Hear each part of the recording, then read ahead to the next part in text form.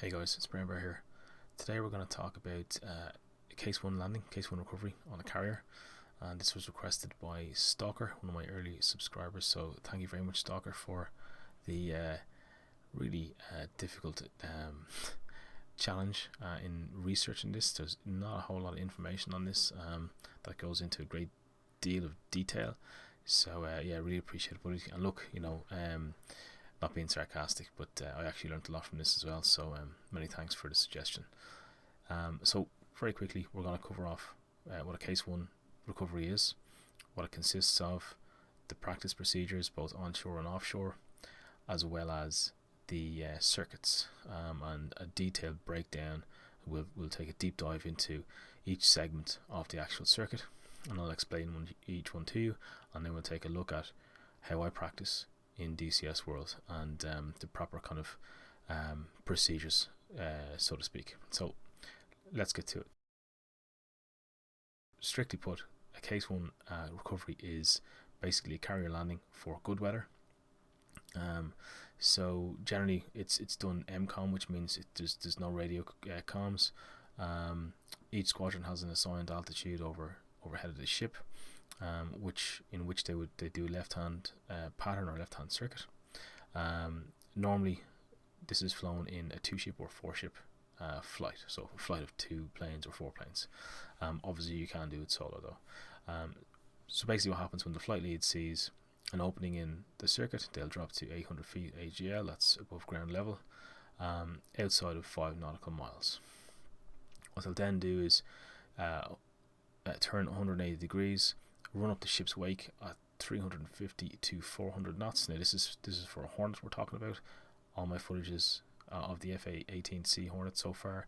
That will change. I'm just in the process of changing it up and getting used to the other aircraft again, because I've been flying the Hornet for so long.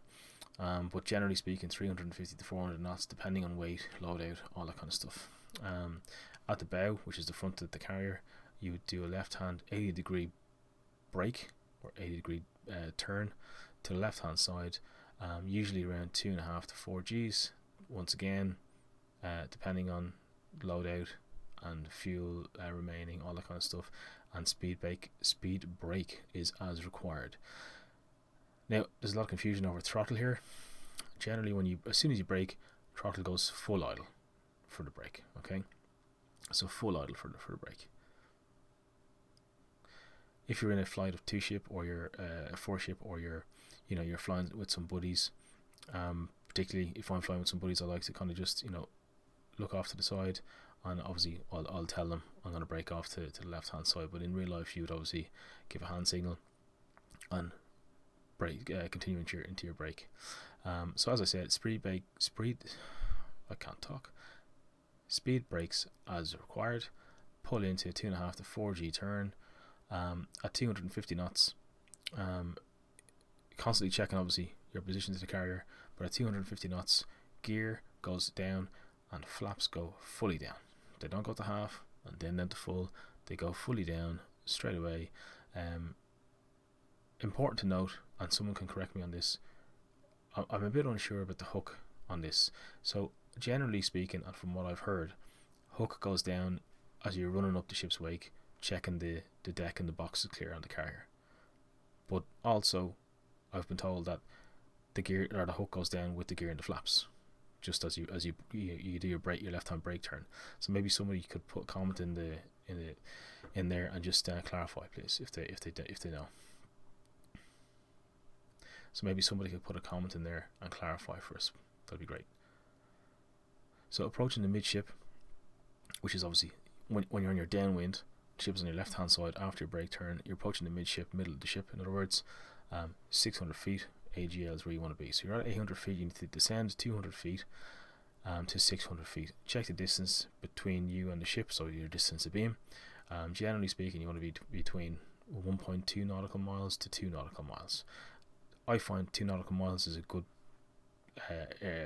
distance to practice at, because it gives you plenty of time to trim the aircraft for level flight, get familiar with the throttle controls, and start getting good at keeping your angle of attack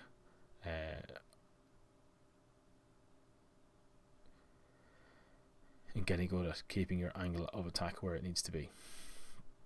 So once you're abeam the LSO station, which is what's it mirrored image, what's on the screen behind me here, you'll basically start at 25 to 30 degree left hand turn again, at the 90 position to the ship. We're talking about racetrack pattern here.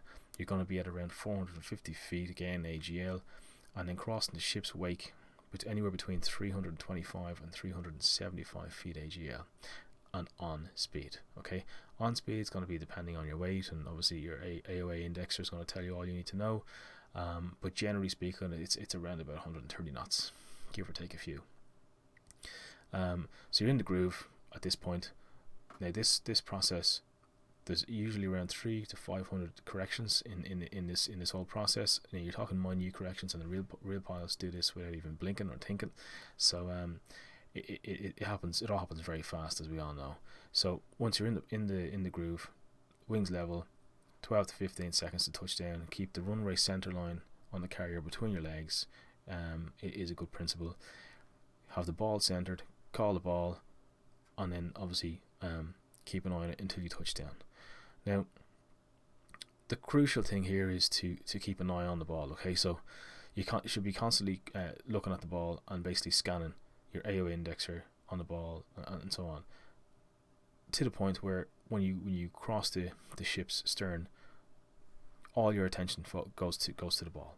Okay, so basically you should be flying, looking at the ball, cross-checking everything, looking at the ball, and then as soon as you cross the ship's stern, full eyes on the ball, and the touchdown should come as a bang and a surprise.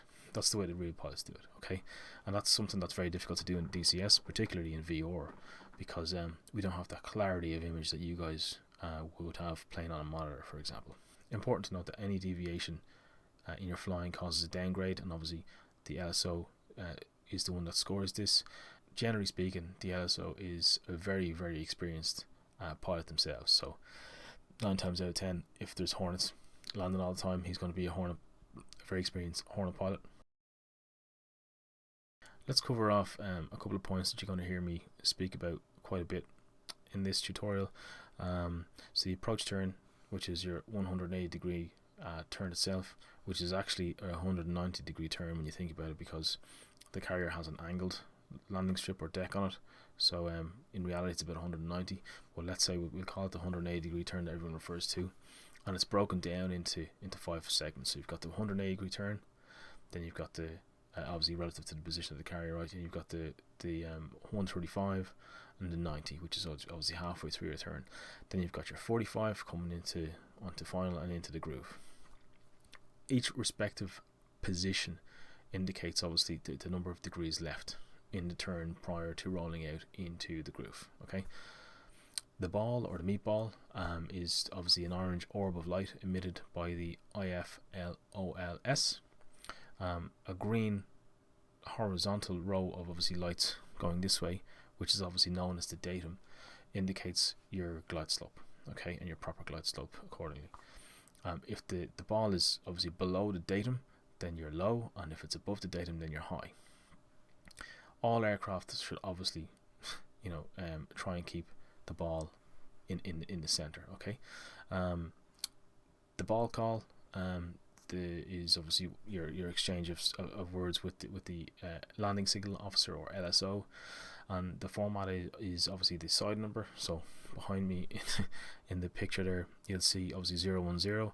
So you'll basically call your side number or nose number, which is in our case here, or my case, 010, aircraft type, so Hornet, ball, then your fuel state so obviously your fuel state is going to be in pounds. So let's for example say we have 4,500 pounds remaining, you will say 4.5. Then your throttle condition, so if you're doing auto throttles, you will call auto. If it's a manual approach and you're physically moving the throttle yourself, it'll be a manual approach, so you'll call manual. So for example, it'll be 010 Hornet ball 4.5 manual. Yeah, you get the idea. And in DCS you obviously do that pressing the button when the IFLOLS comes up on the left hand side of the screen. BRC is what's referred to as Basic Recovery Course, and this is a course that is given to you by the tower in the carrier when you signal that you are inbound. Okay, so you can signal your inbound, and I think, correct me if I'm wrong guys again, and stick a comment in there, because this is something I couldn't really find online from doing my research, but generally speaking you can do this at 30, 40, 50 miles, nautical miles from the carrier, around about 18 or so thousand feet. Please correct me if I'm wrong. They'll give you obviously the BRC course, and you'll stick that course into the systems. We'll go through that in the tutorial, and obviously the idea of this course is to get you flying straight up the ship's wake. So it basically, in a nutshell, it's the course the carrier is currently heading on, right? So if you say the carrier is heading on 070, your BRC course is going to be 070. You'll pump that into the Hornet, and you will basically plot a course to fly that course, and it will bring you directly up the ship's wake. The idea here being you're at 800 feet AGL above ground level, and at a speed of between 350 and 400 knots depending on variables, okay, such as loadout, fuel state, blah blah blah. Your carrier brake is obviously a left hand turn, which is performed at the bow of the, generally speaking, performed at the bow of the carrier, which is the front of the carrier. Okay, so when you're flying up the ship's wake, you'll look down to the left hand side, check the box and the deck is clear, and then once you pass over the bow of the carrier, you'll do a 80-degree bank turn. Okay, that's called your level brake turn. Your on speed, which is we refer to the AOA indexer, so angle of attack indexer, so your proper AOA, and that's going to obviously, it's very important to achieve the proper AOA, due to that obviously dictates the correct hook angle to catch your wire of preference. And we all know the wire of preference is the number 3 wire. On speed airspeed can be approximated by the aircraft weight, but in terms of on speed, it doesn't refer to airspeed specifically. We're talking about AOA, okay, units of AOA, sorry. And obviously then you're going to have the side number. So side number is the nose number, or what you see in the background there is 010 on the side of the Hornet's nose. So let's cover off the carrier procedure itself. Basically, you'll be given an instruction from ATC when you contact ATC. You'll then fly that BRC heading. They'll give you the BRC heading. You'll pump that into the navigation system. You'll fly that heading. When you reach the carrier, you'll fly up the ship's wake. You'll perform your carrier brake on their interval. Generally speaking, in real life, the interval is about 60 seconds. You'll complete your landing checklist. Okay, so have you got 3 down, 3 gears down, 3 green and locked. You've got flaps fully down, your hook is down, anti-skid is off, dispenser is off, and are you on speed? Once you turn downwind, the aircraft obviously will be 800 feet, moving to 600 feet at the midship, AGL obviously, and obviously you will ensure your proper lateral separation, or which we mean is a distance of beam from the carrier. So generally speaking, 1.2 to 2 nautical miles is good practice, but I believe, correct me if I'm wrong, stick a comment in there please guys, I believe this can be done anywhere between 1.2 and 5 nautical miles, aircraft depending. The distance of beam is very important, depending on the aircraft, depending on the weight, but in our case it's the Hornet, because this actually dictates whether you're going to overshoot or undershoot the approach turn. So it is very, very critical part of the circuit. Once you're beamed, the LSO shack, which is the landing signal officer right station, so right behind us here in the image, you will increase the aircraft VSI, which is the vertical speed indicator, so we're talking about descent here, to approximately 200 to 300 feet per minute, and begin a 27 to 30 degree angle of bank turn.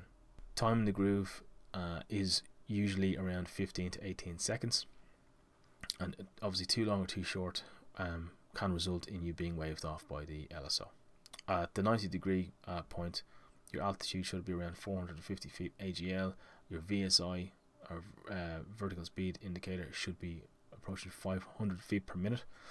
At the 45 degree, so you're turning over the wake into the groove now, your altitude should be around 325 to 375 feet AGL, and the ball should appear to rise. Okay, so in DCS World, the ball pops up just a little bit early. You're talking maybe 2 seconds before this point, but that doesn't matter.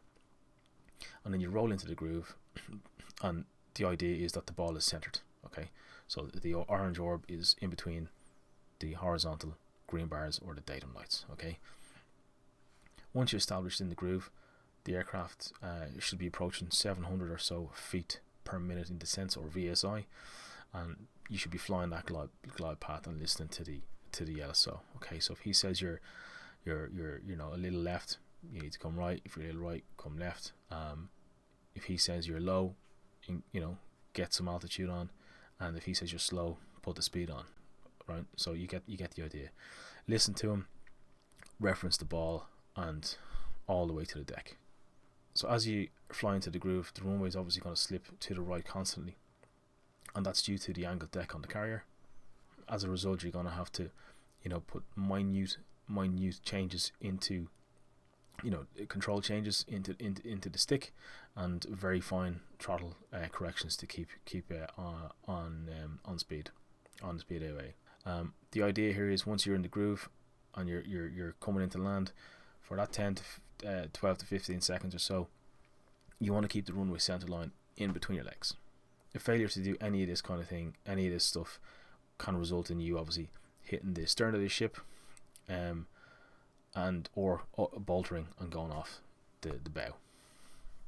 So just prior to touchdown, obviously you pass over the stern or the ramp, and basically in real life you'll be scanning the ball, the touchdown should come as a surprise. Okay, this is referred to as flying the ball.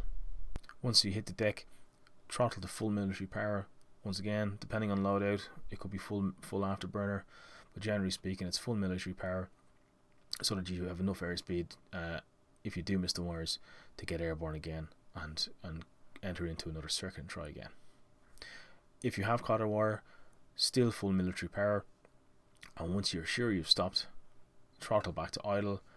The aircraft will start to move backwards, and at that point, when there's enough slack on the arrestor wire, hook up, wings folded, nose wheel steering high, get the hell out of there. The practice procedure for this you'll see in my video coming up next, but generally speaking, you don't want to be doing this at 1.2 miles or so, because it can be quite tight, especially if you're not in a clean aircraft.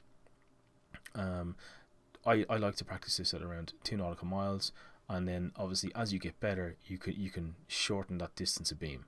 And just take my word on it, especially if you're not used to trimming an aircraft like this constantly, because that trim hat switch will not stop moving.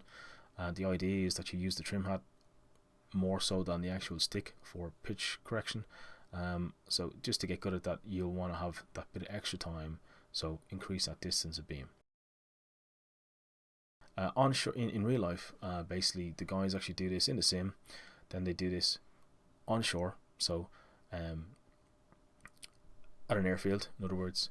And the only differences in doing this is they'll have obviously a fixed point that they have to land into and pretend that's the carrier deck, but generally speaking, the only differences are a couple of items in the checklist. So your anti-skid will be on instead of off, the hook will be up and not down, and obviously they still fly 60-second separation.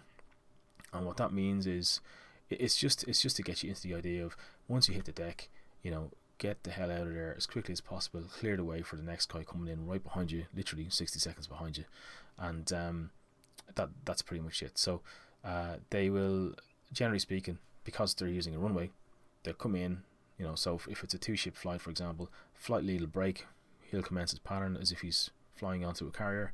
He'll come in, as soon as he touches down on the runway at the airfield, he'll just roll down to the end of the runway, or he might turn off, but 9 times out of 10 he'll roll on down to the end of the runway, and the guy will actually, his number 2 will actually come in right behind him and land at that makey-uppy point, and land on the runway while his flight lead is still on the runway, so they might not have it vacated, and that's common practice, so I believe. The other obviously very important difference is the throttles. So when you hit the deck on a carrier, your throttle is going to be full military power or full afterburner, as I already stated. But in an airfield, you'll actually retard the throttles in order to touch down. And by retard, I mean throttle back to idle. All naval air stations or airfields have IFLOLS installed, and basically they fly the ball as they would flying, carrier operations. And this is obviously all done under normal VFR conditions. So let's now have a look at the circuit in a few pictures, just to kind of give an idea, more detailed idea. So obviously circled in red here, we have 800 feet altitude, so you're talking 800 feet AGL. I put my hook down at this point. Once again, as I said earlier on, please correct me if the hook goes down now, or if it goes down when you hit 250 knots with the gear in the flaps. So fly up to ship's wake. This is your BRC course, 800 feet AGL, 350 to 400 knots. Continue on here, and this is where you perform your level brake, which is obviously at the bow of the ship. But you can continue on. You can continue for a mile or two nautical miles straight on, and then perform your brake if you want to give yourself a bit of extra time. Obviously, when you perform your level brake, throttle back to idle. Speed brake is as required. Once you hit 250 knots, gear down, flaps fully down, not the half, then wait a second, then the full, flaps fully down. So your hook should be already down, and if it's not, put it down. So just everything down at 250 knots. Once you've turned downwind, now make sure to, as you're doing your brake turn, constantly check position. Okay, this is absolutely crucial. Once you hit the midpoint here, or just before the midpoint rather, you want to be looking at your landing checklist. Landing checklist for the carrier, run over it really quickly, is wheels. Have you got three? Are they down? Have you got locked in 3 green? Your flaps are fully down. Your hook is down. Your anti-skid is off. Your harness is locked, and your dispenser is off.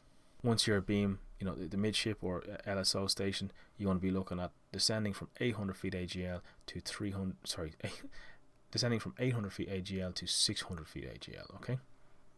And you want to be on speed. Coming into that 90 degree position, you want to be banking 27 to 30 degrees. You want to be on speed. Very important here, a lot of people say, as soon as I do that turn at the 27 to 30 degree turn, I end up in a steep descent. And that's because you don't have the aircraft trimmed properly for level flight, and also your throttle is not in the correct position, and that's probably more so the key here as opposed to the trim. Trim is extremely important. The throttle position is key here. So as it says here, you want to be on speed, and in real life these guys fly at 85 to 90. Sorry, it's actually, I think it's 80 to 90% RPM.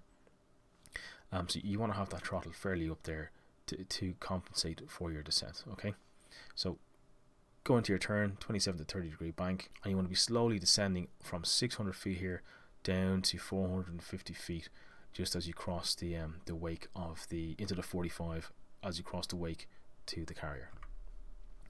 So as I said here, on speed, approximately 450 feet altitude at the 45, and your VSI should increase from 2 to 300 feet per minute to about 500 feet per minute. As you fall into the groove here, the 3/4 mile portion, you'll call the ball. You should be on speed. You should have the glide slope intercepted, and your rate of descent in VSI terms should be 700 feet per minute. In real life, what they'll actually do is they'll scan the meatball, then the lineup, so runway, center point in between the legs, and then the AOA indexer, and that's the way it goes. So it's meatball, lineup, AOA, meatball, lineup, AOA, and they do that right until they cross the ramp. And as soon as they cross the ramp, just before touchdown, all focus will shift to the ball, and they'll look at the ball right until touchdown, until they get a kick in the rear. So that touchdown, as I said earlier on, should come as a surprise. Once you hit the deck, throttle full military power or full afterburner, depending on loadout, until you are absolutely sure you've hit one of those wires, preferably the 3 wire. When you've come to complete stop, throttle back to idle. When you start rolling back and there's a bit of slack on the arrestor wire, hook up, wings folded, nose wheel steering high, and move out to the right hand side. So look guys, that's enough of me talking and you guys looking at my ugly mug. Let's go have a look at the footage. Okay, so what we're looking at here on the right MFD numbered 127, Starting at number 1, I'll try and keep this as brief as possible. TCN is your TACAN. So TACAN is boxed, which means it's enabled. And obviously, moving on to number 2, you can see our heading, our distance from the heading 0.72 degrees, sorry, and distance from the carrier 21.9 nautical miles. Estimated time to the carrier is 3 minutes 45 seconds, and obviously just the carrier code there. Point 3 is the caret for the heading of the carrier itself. So obviously this is the point you're going to be flying towards. Number 4 is the course switch. So very important to that solid line that you see coming down the middle of the MFD is the your course heading. So obviously you're going to adjust that to get a straight line with the caret on point 3 to ensure you're flying on the right path. Number 5 is your course selection, as we just referred to the course switch there. So you can see there CSEL, so course selected 079 degrees. And obviously point 7 then is your it says 349T, which is so 349 knots is your true airspeed, and 356G, which is 356 knots, your speed across the ground. Moving on to the center UFC there, you can see obviously this is TACAN that I have selected, so TCN. So you press that, then you press on off, the on off button, obviously turn it on. You'll see on the display there it says on, and then the number 1 beside that. So that means we have channel 1 selected on the TACAN, which is obviously the carrier TACAN channel. To the right of that you'll see a colon, and then obviously T/or, and that means transmit receive. Below that, just for argument's sake, I'll just explain it, is receive only, and then the other one below that, A/A, which is stands for air to air. So that's what air to air is what you use if you were trying to find a tanker mid-flight. Then you have X and Y below that, and obviously X-ray is what we have selected. So it's channel 1 X-ray is what we have selected for carrier TACAN. So here we are, heading on. You can see me just pressing the TACAN button there and getting everything set up. The other one that you want is the ILS. So literally press ILS, turn it on, put your channel number in, press enter, and she pops up there in the artificial horizon, which you can see. Right here, make sure your radar is switched to standby. Your radar altimeter is set accordingly. For me, this is 450 feet AGL. And then, very importantly here, your landing lights set to on, dispenser off, and your hook bypass to carrier. And then obviously set your formation and position lights accordingly.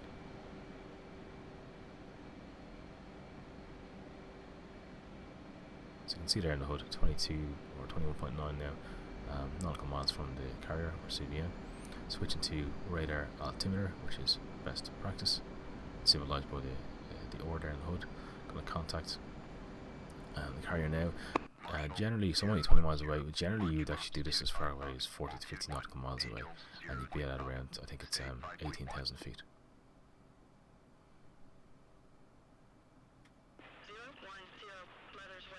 So for those of you who don't know, CU at 10 means contact the tower again once you are within 10 nautical miles.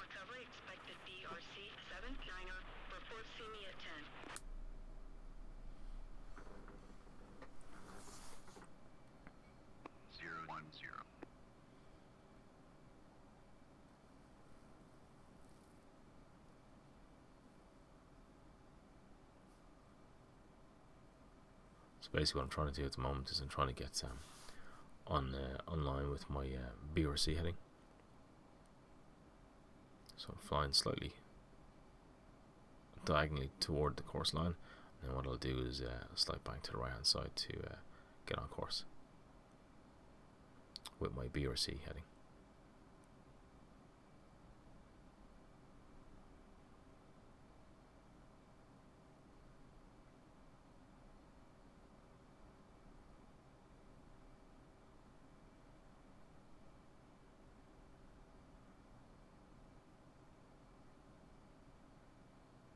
So here we go.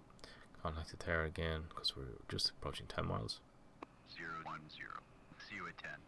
Update state switched out. small corrections on the course there.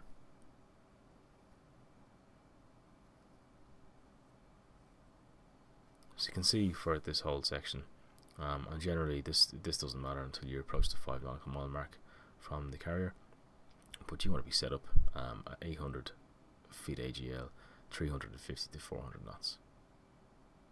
The really cool dudes that are able to, used to doing this, they'll actually do an early break from the carrier. So they'll break at the stern of the ship, and they'll pull really hard, and before you know it, they're calling the ball. It's there's a couple of videos on YouTube if you want to watch them, or you care to watch them. They're really cool. So here you can see the horizontal and vertical line markers just above and offset set to the velocity vector and HUD there, and that's your ILS. And that's very similar to civilian ILS, just a basic ILS showing height and offset course-wise.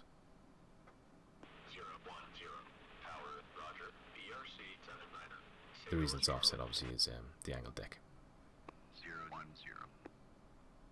So here we go, having a quick look to check if the deck and box is clear.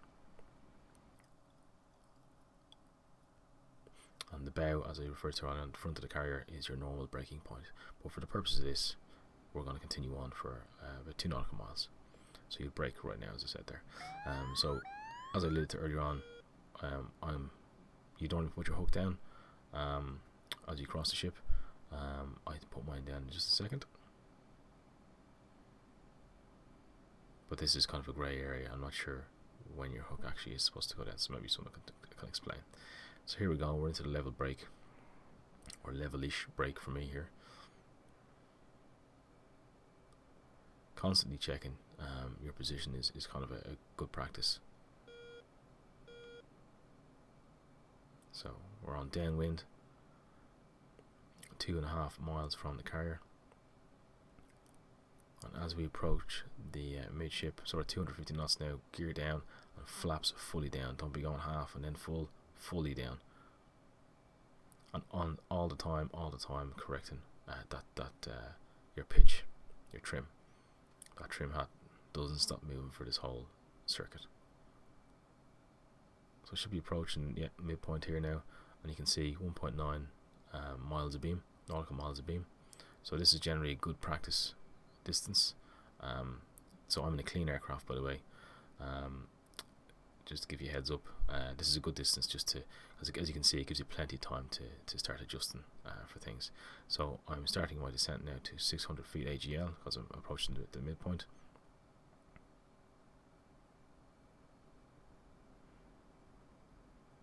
Trying to stay on speed. Best to get everything set up early, so you're not adjusting too many things at once as you get closer and closer. And obviously the closer you get, you want to shift all your attention to just making sure that you hit the deck and you get that 3-wire. So as you can see, you don't want to be banking too hard, 27 to 30 degrees. Obviously this is long and drawn out because I'm just showing you for the purpose of this is how you would practice, and this is how I practice. So at all times keeping our level. My altitude is going to be slightly off to what I said earlier on, just because of the extended circuit that I'm doing here, just for purpose of this tutorial. So the destroyer there, right behind the carrier, is at the 3/4 mile point, just as a reference. So as I go over him, I want to be approaching 325 to 375 feet. As I said earlier on, the ball shows up the DCS a little bit earlier. So here we are, we're just over the destroyer now. So as you see, 350 feet, really on the number there, on the money. Keeping everything centered up. The center edge you can see is a little bit high, 300, well it was 700, sorry, 90, now it's well into the 800s. But you want to keep it around 700 when you hit the deck. And I bolter here. I tried to float the aircraft a little bit, which I shouldn't have done. I should have just flown it straight into the deck, but you get the idea. A random shout out to Fra Erasmus. Thanks very much for subscribing, buddy. I really appreciate your support to the channel. Come say hello on my Discord server, Link is in the description below. That's pretty much it, guys. Look, I hope you enjoyed the tutorial. I hope it was useful. I hope the explanation was detailed enough for you, Stalker. And you know, if you have any further questions, please put a comment down below, and I'll be happy to answer them. Please do hit that like button, hit that subscribe button right now as well. It would really help me out. And hopefully I'll see you all in the next one, guys.